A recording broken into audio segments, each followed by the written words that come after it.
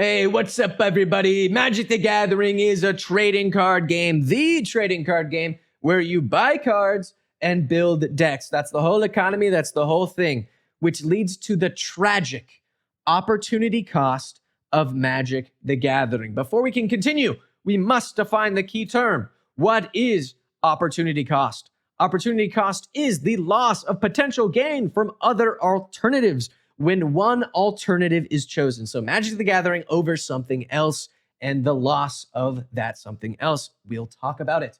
But first, who plays Magic the Gathering? The answer is very simple. People who are about 30 years old, according to Hasbro. And this is backed up by my YouTube statistics. If we look over here, we see about 97% of my viewers are male. And 85% of my viewers in total are 18 to 34, which fits right in that Hasbro zone, okay? Now, looking at the salary by age and gender in the US, looking at the 20 to 34 age bracket, we see they're making anywhere from 40K to 56K a year. Extrapolating that data, we get about 49K per year for that age range, all right? About 40% of that will be spent on rent. 40% of that will be spent on expenses, and 20% of it will remain for your life spending, your coffee, your fast food, and your Magic the Gathering. So that number ends up being about $9,800, which divided by month is $800 per month on fast food, car washes, whatever you need to do, okay? Now, as we all know, Magic the Gathering ain't cheap. You're telling me, all right?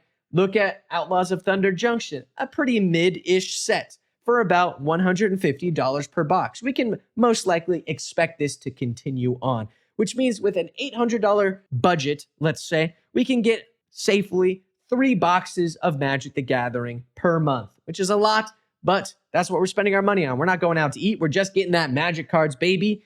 So, what is the opportunity cost? Well, opportunity cost is what you give up to get something else. So let's rephrase it as, what is the thing we give up? What else could we be getting with that money we're spending on Magic the Gathering? The answer may surprise you. It's this: a bottle of Josh Cabernet Sauvignon. You heard me. All Magic, every single card that you have ever paid for, comes at the price of Josh wine. Let me explain. Cabernet Sauvignon by Josh is $18, all right? And since we are using the same currency to buy Magic the Gathering cards, this is what we're giving up, okay? Mathematically, every card is a percent of a bottle of the Josh, okay? Let's take an example. Lightning Greaves, 2 mana artifact equipment, giving haste and shroud and equip 0. It is a commander staple and runs for about $4.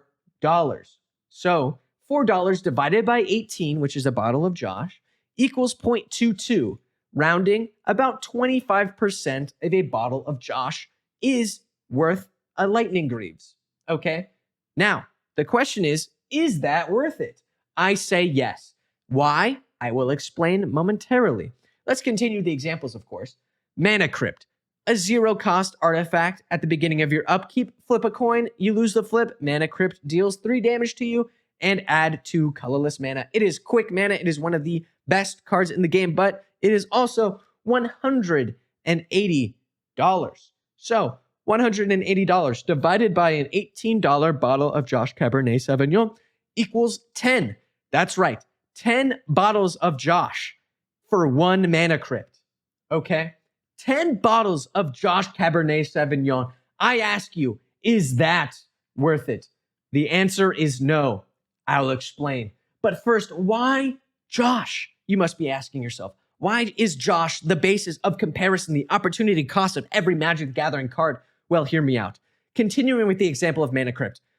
It is 1 card out of the 99 if you're playing Commander, okay?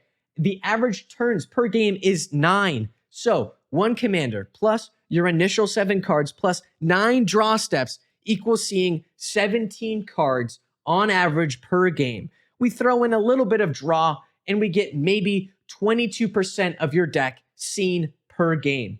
All right. you better hope your mana crypt is in that 22%. Otherwise, it's like it's not even there. But you know what is always there?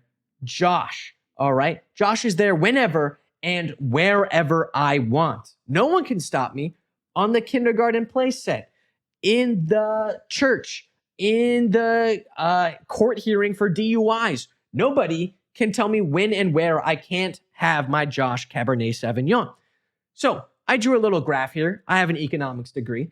On the y-axis, you see my willingness to buy, and on the x-axis, you see money, the cost of a card. So what is in this square right here? I call this the Josh zone. The Josh zone, obviously, is where the card price is less than a Josh. That is a card I am willing to buy every single time, okay? Now, what is over here? Let's look over here.